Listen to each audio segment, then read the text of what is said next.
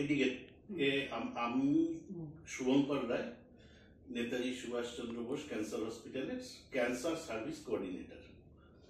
আচ্ছা, আপনার নাম কি? আমার নাম নন্দিতা ভট্ট। আপনি কোথা থেকে আসছেন?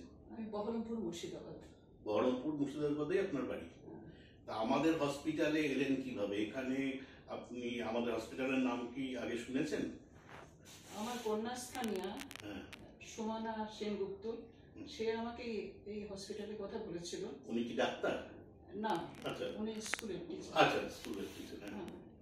আর ডাক্তার অনিন্দ্য সেনের কথা বলেছিল এবং ওর সঙ্গে আমার যোগাযোগও করিয়ে দিয়েছিল। আচ্ছা, ফোনের মাধ্যমে। আচ্ছা, আমার সঙ্গে, আমার ছেলের সঙ্গে। হ্যাঁ।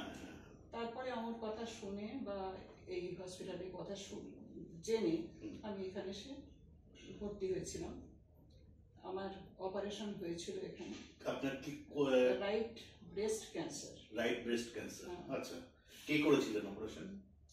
ডাক্তার আগরওয়াল, রাহুল আগরওয়াল। এটা রাহুল। এটা কতদিন আগে হয়েছে? এটা অপারেশনটা হয়েছিল 8 সেপ্টেম্বর। 8 সেপ্টেম্বর, প্রায় মানে অক্টোবর নভেম্বর, প্রায় 2.5 মাস হতে চলে আগে। হ্যাঁ, 8 সেপ্টেম্বর।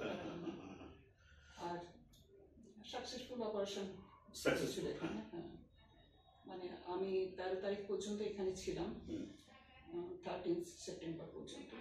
মানে আমি খুব স্যাটিসফাইড এখানকার ট্রিটমেন্ট বলুন, মেডিকেল ট্রিটমেন্ট বা hospitality, cooperation in all aspects. আর এখন আমার রেডিয়েশন চলছে। কার আন্ডারে চলছে? এটা ডাক্তার পার্থ সেন। এখনো পর্যন্ত আমার কোনো প্রবলেম নেই। আচ্ছা।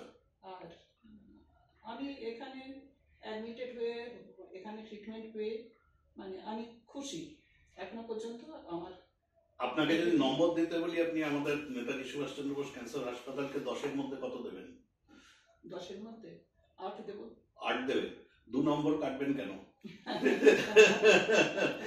না, নিশ্চয়ই একটা কারণ তো আছে। 2 নম্বর কাটবো এই কারণে, মাঝে মাঝে আমাকে অপেক্ষা করতে হয়েছে, টাইমটা বেশি লাগছে।